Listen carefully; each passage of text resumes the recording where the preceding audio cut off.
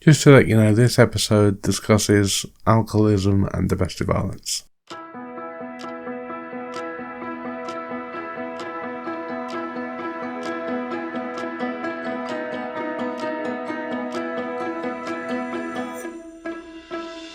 Welcome to Filmability. My name's Joel Fisher and I'm the author of Filmability, A History of Divinity in Cinema.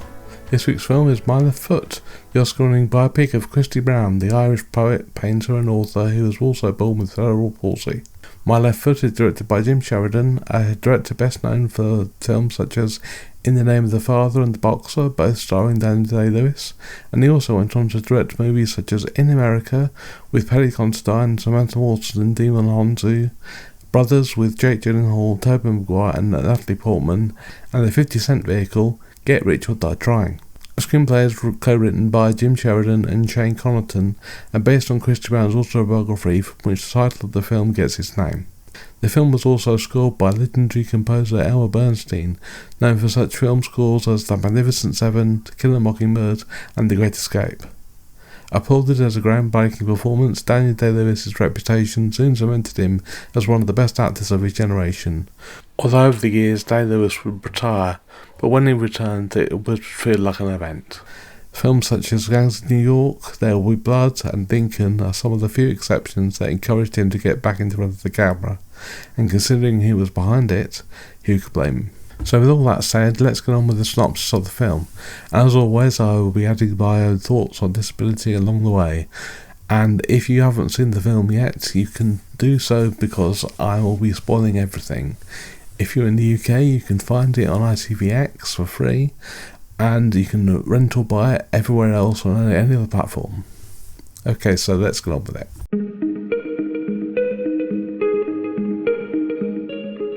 Okay, so the film starts out with Christy Brown, played by Daniel Day-Lewis, as he takes out a record and puts it on a record player, all just using one foot. It starts to play, but Christy holds it down with his foot so that it doesn't move, and then the camera pans up to his face. The next scene we get to the family, who are all getting ready for what seems to be a wedding.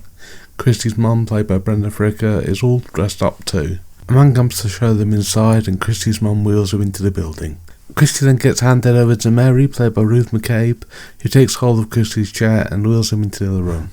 Another woman, who we'll get back to later, appears at the top of the stairs looking down. It all seems like Christy's been moved out of the way while the wedding is taking place. Mary seems to understand the situation, but Christy is still more interested in showing her his work, and she's impressed by his paintings. And there's a flashback to Christy's birth, where his father, played by Ray McAnally, is told about Christy's disability. He goes to the pub and he looks dejected, and the barman asks if Christy is going to be put into a home. Another barfly makes fun of the situation and Christy's dad punches him. You can definitely see that, there's this kind of thing where when a child is born and there's a disability in there, there's a certain level of disappointment in a parent. And unfortunately, this is all too common. Anyway, next, cut to Christy as a child of about 10. He's played by Hugh O'Connor in this instant. He's laying on the bed as his family are having lunch. His mother goes to the chimney and reaches out for a small box inside as he watches her do that. She puts some money in there and puts the box back, saying that it's another £1 saved.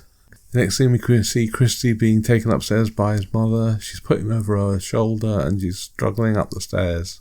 She sits down and she's clearly sweating and says that she has to go make a phone call. She leaves Christy on the bed, and while she's downstairs, he hears a noise and realises that he has to try and do something. So he shifts himself off the bed and struggles down the stairs in the best way that he can, and he finds that his mother's collapsed. So Christy does whatever he could, which is lay on the floor next to her and bang his foot on the kitchen door so that somebody will hear. The neighbours come round and they think that she fell down the stairs while she was carrying Christy, and talk about what a burden he is. He's treated like a child because they think that because he can't move or speak like them, then he can't be as educated either. Sometime later, Christy and his family are in the living room. To their amazement, Christy picks up a stick of chalk with his foot and starts to draw. It's a short scene, but it definitely shows that there's something about Christy that will make them realise that he's more than they thought he was. In the next scene, we see Christy and the boys from the neighbourhood are wheeling around in a cart that looks like it was sort of homemade, and that they're having fun. They're including him at least, even if they're perhaps maybe treating him a bit like a mascot. The local boys have also found a porn magazine, and they're talking about what they think sex is. It's a very funny scene. It's very much like little boys would talk about things like that. And they hide the magazine in Christy's cart and take him inside. Later on, he's sitting with his mother and father as they're in the living room, and he won't leave the cart. Christy's mum expresses concern about this, but Christy won't leave the cart because he's afraid that they'll find the porn magazine that's underneath him. But unfortunately, Christy starts to fall asleep, and his father decides to carry him upstairs to bed. And that's where Christy's mum finds the magazine. And then the next scene, we get the local priest telling Christy about the sins of the flesh, and it's all very Catholic to an extent. It's a very funny scene, and it just sort of shows how it's a sort of almost a simplistic life, but there's definitely things that people can relate to. Back home, Christy's writing on the floor with the chalk again. His father thinks he's making shapes, but they soon start to realise that he's writing. And throughout the scene, you can see Christy, he's struggling, he's doing the best that he can, and he writes the word mother on the floor, and they're amazed.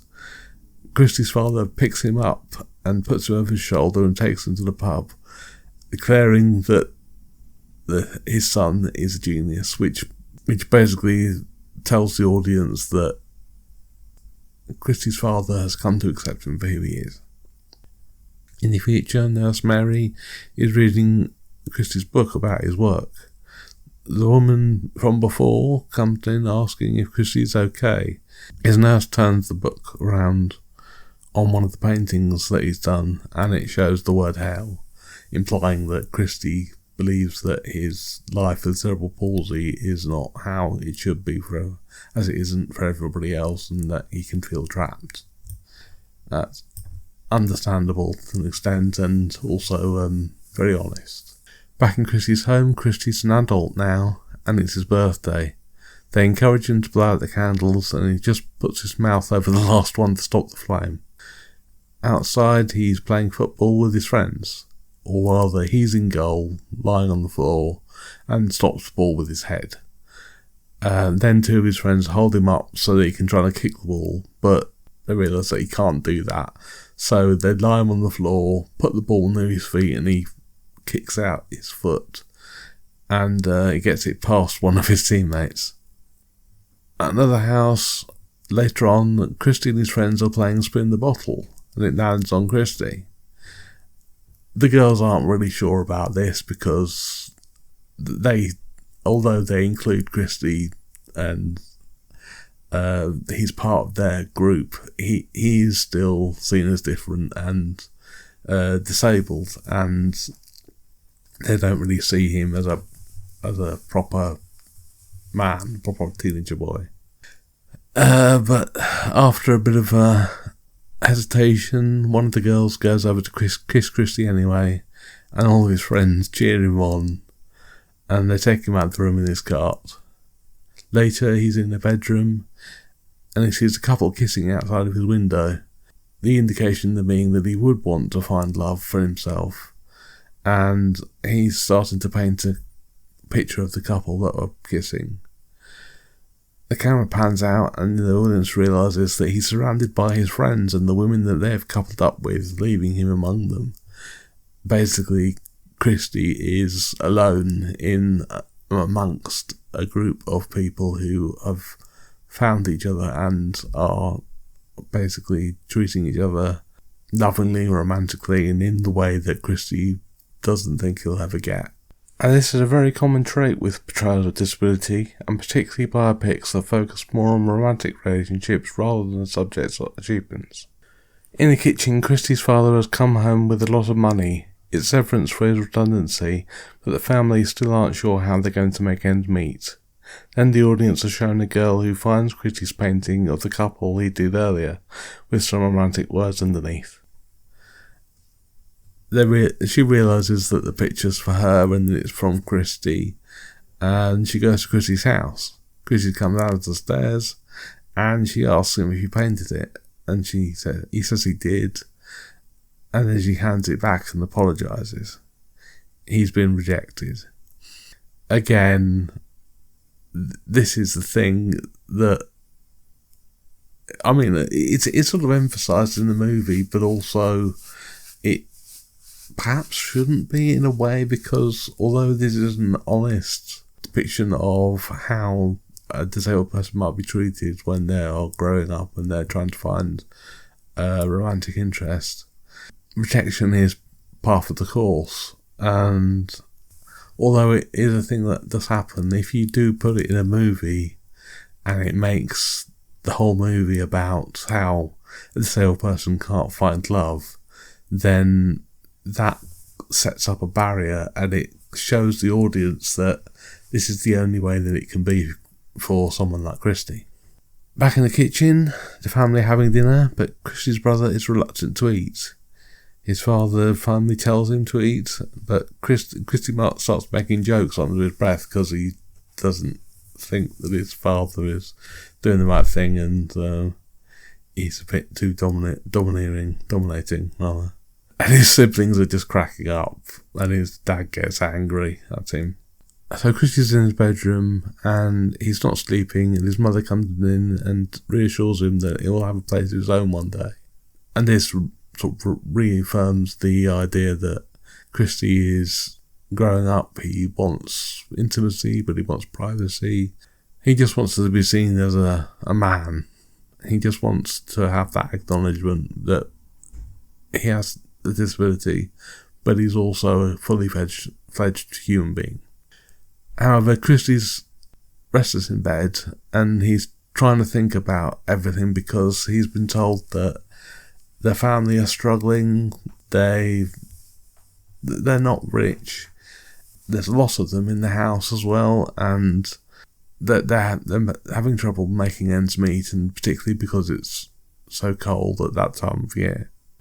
So basically trying to alert his brothers to an idea that he has. The next day, his brothers are outside and they sabotage the coal van that comes around to give them the coal. And because they don't have enough, the family, or the siblings particularly, think that they deserve more. So they loosen the lever, and just as it drives off, the coal empties out onto the road and the brothers pick up as much as they can. Christy's mother tells him off. Of course she does, because it is a sin to steal. But even then, they do take the coal, and it makes their lives better because they can feel more comfortable at home. However, later on, when they're by the fire, Christy starts looking uncomfortable and indicates that he's seen a box that his mother kept in the chimney, and it's fallen into the fire. His dad doesn't know about this, and an argument breaks out between them, where Christy's mum said that the money has been for saving up for a wheelchair for Christy, because in those days nothing came for free. There wasn't an NHS, there wasn't any kind of help for disabled people, so you couldn't just go out and ask for a wheelchair. It had to be something that was seen as a necessity, where disabled people so often were just told to make do. Later on, the family are out downstairs having fun, and But then the mother and daughter come into the room, and Christy's mum tells them all to go upstairs, including Christy. She tells Christy's father that his sister is pregnant, and that he gets very angry, because this is an Irish Catholic family. You get pregnant out of wedlock, then that is one of the worst things that could happen. And Christy's upstairs, and he can hear all this, and he can hear the argument, and he gets angry and upset because he can see that this is going to be a part of the family that's going to be torn apart, and he really gets upset. And so much so that his sister hears him, and she goes to comfort him and tells him that everything's going to be okay and to look after their mum. In the future, Christy tells Mary that he needs a light. She says she doesn't smoke and can't get him one. But Christy protests until she gets him a match. He asks her for a cigarette. She brings him over a glass and opens Christy's jacket, finding a bottle of whiskey with a straw inside. She takes it out and pours it into the glass. In the next scene, Christy's mother is at hospital. She's being shown the different wheelchairs for Christy, and back home, Christy finally has his chair, and his mother says that he has a visitor. And it's the woman from the wedding. So the woman comes in and she introduces herself as Dr. Eileen Cole, as played by Verna Shaw. And she says that she's a specialist in cerebral palsy and she can help Christy out. He's taken out of his chair and he's going to be put on a bus. But when he realises it's full of children, he objects, although he soon realises that it's his only option. But he still doesn't want to be seen as a child. And again, this is another thing about disability. You want to be seen as a person. You want to be seen as a fully grown human being. You want to be acknowledged for who you are, not for what you can't do. Although there are facilities that help disabled people, a lot of the times, well, it does start at childhood.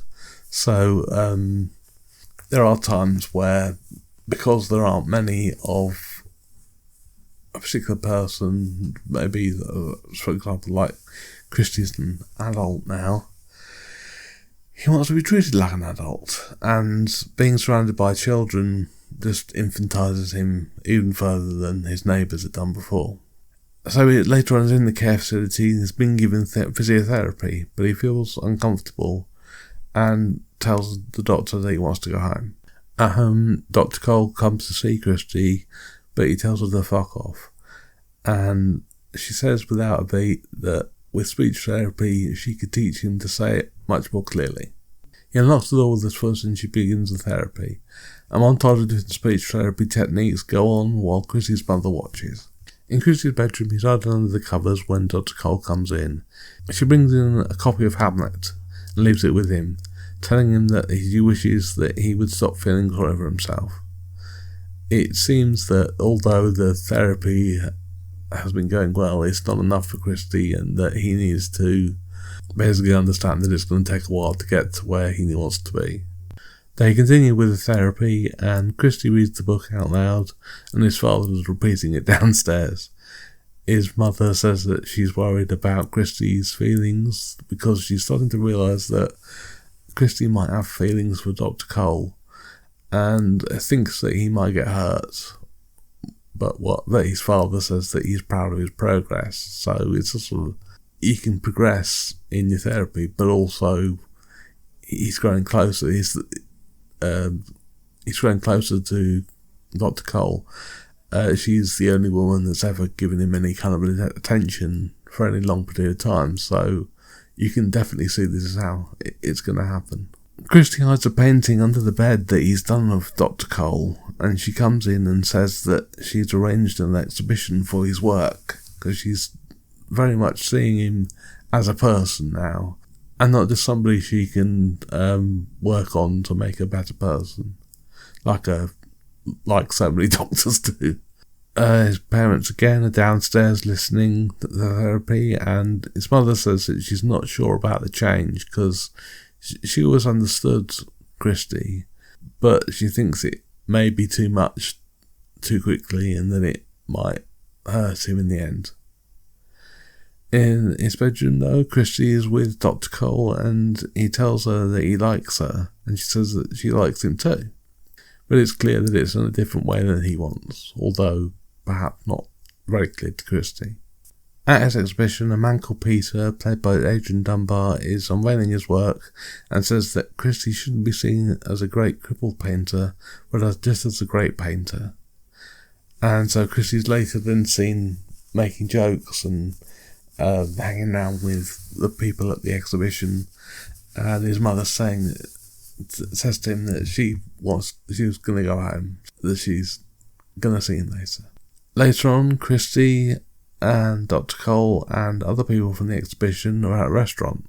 This is the point where he tells Dr. Cole that he loves her, and it gets awkward because it's starting to become clear to Christy finally that she doesn't share his feelings. Christy says he likes Peter to break the tension, but she says that she's glad that she likes him because he's her fiancé.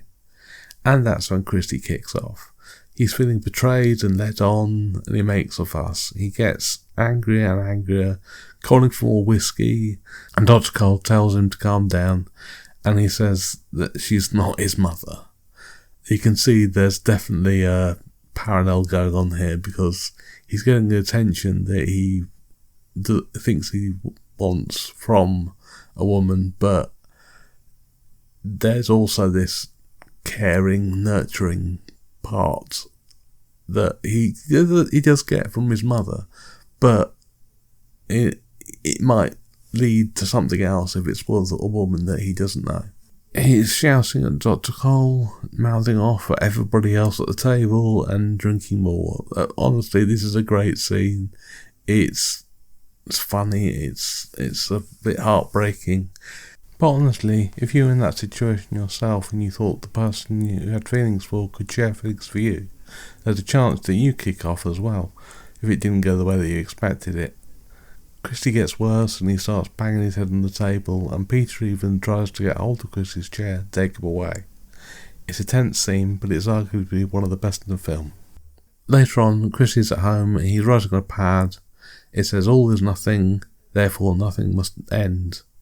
And he tries to slit his wrists at this moment, a suicide attempt. And I must say, this is something that did not happen in real life. This is a dramatic embellishment, but it shows how far Christy's come to thinking that he will never be accepted by anybody. Later on, Christy's mother tries to get him out of bed, and in her frustration, she tells him that he reminds her of his father. She's clearly tired of having to deal with him, and tough love is the best course of action. She leaves the room, clearly frustrated and can't do anything else for him. And eventually, Christy realises that something's going on downstairs, so again he comes down and sees his mum digging in the garden with a pickaxe. He asks her what she's doing, and she says that she's trying to make a room for him because she knows that he wants independence and that he wants privacy, he wants to be his own person, but this is the only thing that she can do. He realises that he's been a bit of a dick. He's been self-centred and he doesn't want to upset his mum. But then his father and brothers come home, and as his mother tells them what she's been doing, they laugh, but then they think that it's about time Christy got his own place. So they start making a room in the space in the yard.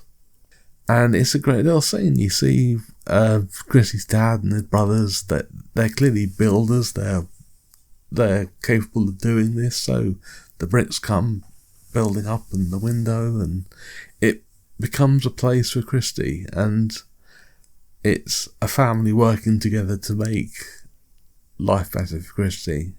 Later on, Christy and his mum arrive home, and although Christy's mum starts to panic because they find his father collapsed on the floor, He's blocking the door, so Christy gets on the floor and uses the full weight of his body to push it open.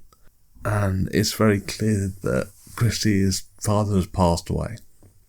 At the pub and his father's wake, Christy starts to sing a song in the memory of his father. His brothers start to join in and it gets louder. But one of the patrons insults his father and his family, and Christy gets angry. And somebody even pushes Christy's chair out of the room, but he quickly gets back in by pushing himself with his foot.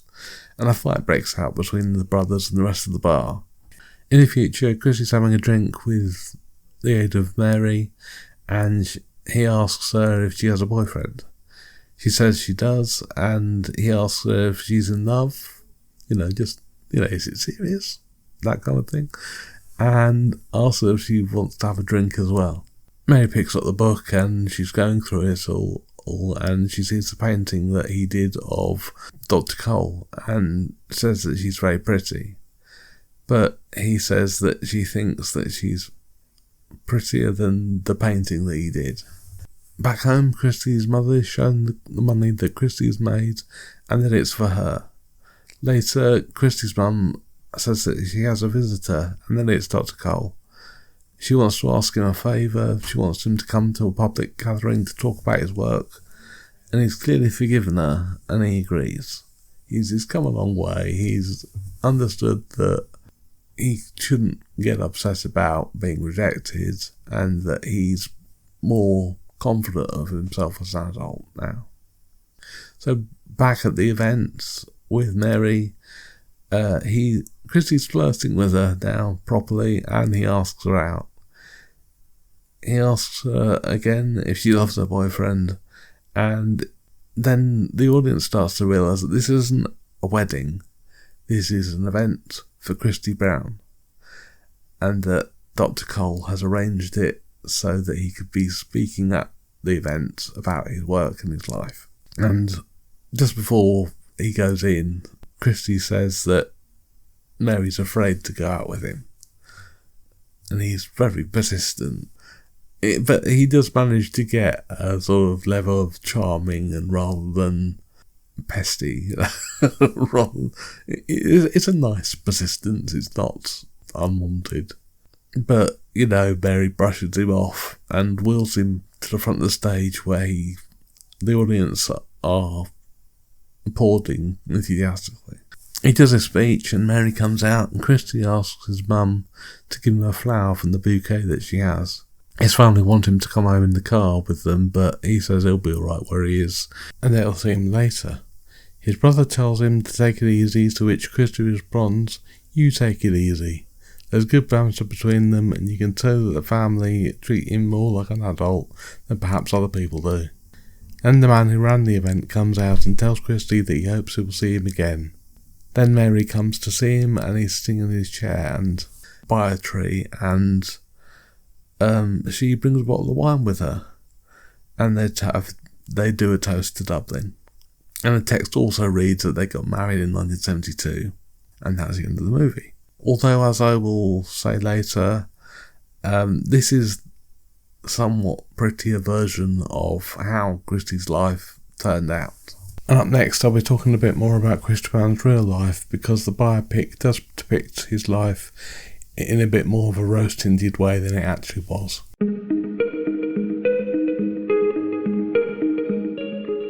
Christy Brown was born on the 5th of June 1932 in Dublin, Ireland, and was one of 22 siblings, 13 of which survived childbirth.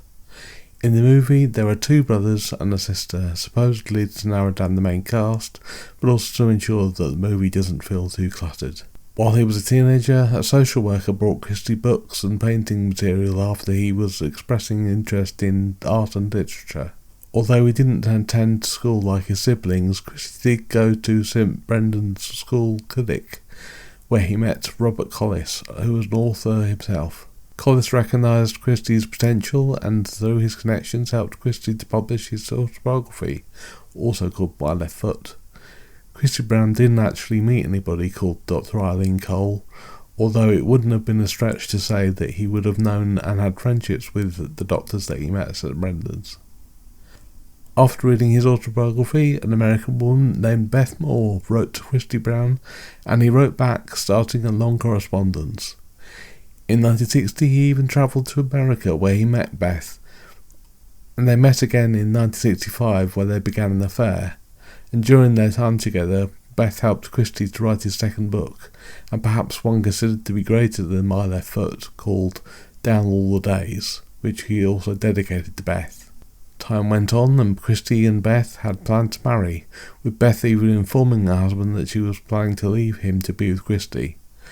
However, Christy had started seeing another woman called Mary Carr, who was depicted in the movie as a nurse, although in real life he had simply met her at a party in London.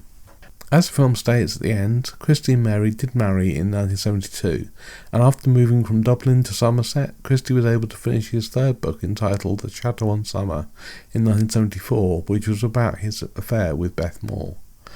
However, there was speculation about the relationship between Christy and Mary after Christy's health started to deteriorate after marrying her, suggesting an abusive and unfaithful marriage on Mary's side. After Christy Brown choked to death in 1981 at the age of 49, significant bruising was also found in his body to further suggest that Mary had been abusing him physically, something which members of Christy's own family also raised as they knew about Mary's abusive nature, her alcoholism, and her affairs with men and women while she was married to Christy. And up next, I'm going to talk a bit more about cerebral palsy as a condition in itself, because much like Christy Brown's real life, there are lots of misconceptions about the condition.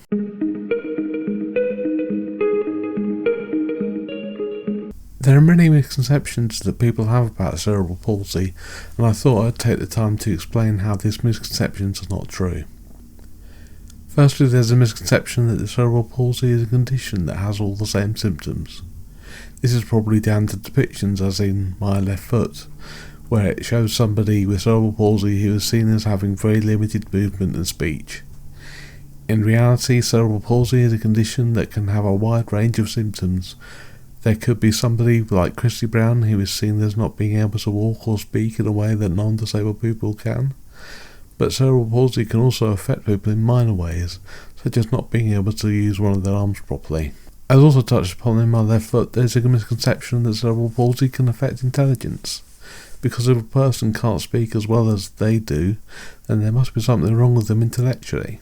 In reality, people with cerebral palsy can be fully aware and articulate, and it's simply that the message from their brains sent to their mouths can affect the way that they speak. Some people also believe that cerebral palsy can get worse as they get older. This isn't really true, but if they have difficulties moving, then aging can cause issues such as muscle strain, pain and fatigue. But can't that be said for everybody else as well? I should also state that cerebral palsy is not caused by something that somebody's parents did. Cerebral palsy is nobody's fault. It's just a brain injury or abnormal development that happened before, during or after birth. There can be factors such as premature birth, lack of oxygen, or even an infection that can lead to it, but there is rarely ever any true definition. In perhaps the same way that people think that there can be some kind of external factor that causes cerebral palsy, there's also a misconception that it could be cured. It cannot. However, there are treatments, therapies, and assistive technologies that can aid a person's movement and speech. In reality, people with cerebral palsy can live a normal, independent life. They can have relationships, friendships, and even get married. As Christy Brown's life has shown on film and in his work, life can take you anywhere you want if you work at it. And up next, I'll be talking about the trivia behind the film, because there's some very interesting things about the development and the eventual success of the movie.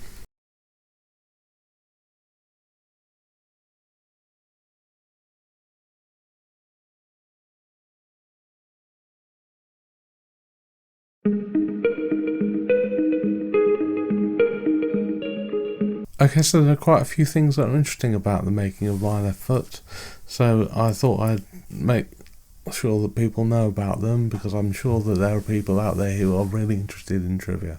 I'll start with the most shocking piece of trivia perhaps that I could find. Because apparently Daniel Day-Lewis could use his right foot better than he did with his left foot.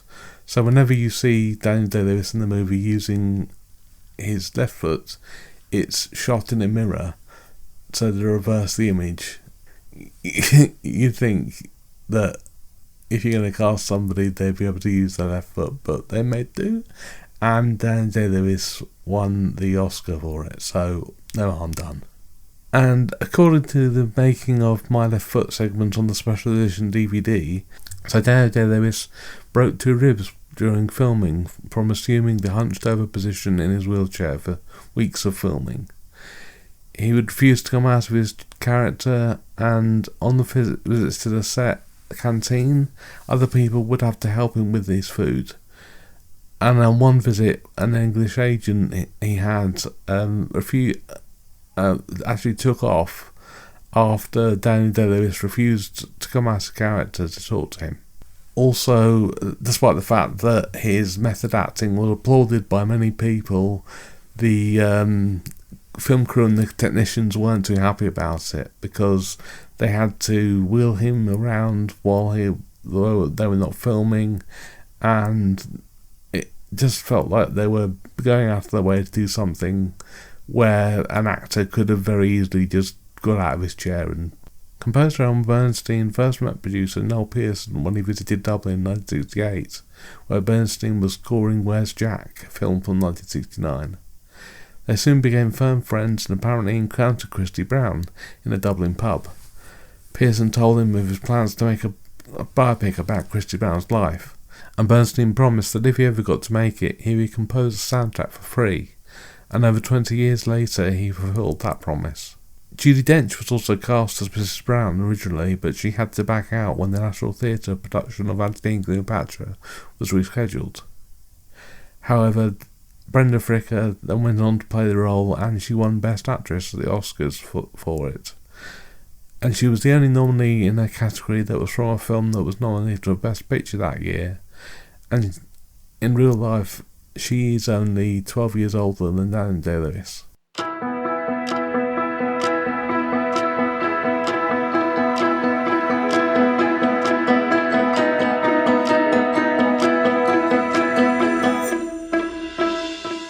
And that's it for this week. Next week I'll be talking about The Fundamentals of Caring, a movie about a man who takes a 6-week course and becomes a carer for a kid with muscular dystrophy. It stars Paul Rudd, Craig Roberts and Selena Gomez. If you'd like to contact me, you can do so by searching for film-ability at Blue Sky, by searching for film_ability at Instagram, and if you'd like to email me, my address is film-ability@outlook.com. And also, if you are in a position to contribute, a Patreon, and you can find that at patreon.com/film-ability. Don't forget, I also have a book, Film Ability, A History of Disability in Cinema, that you can find on Amazon and Kindle and paperback. Thanks again for listening, and I'll see you next time.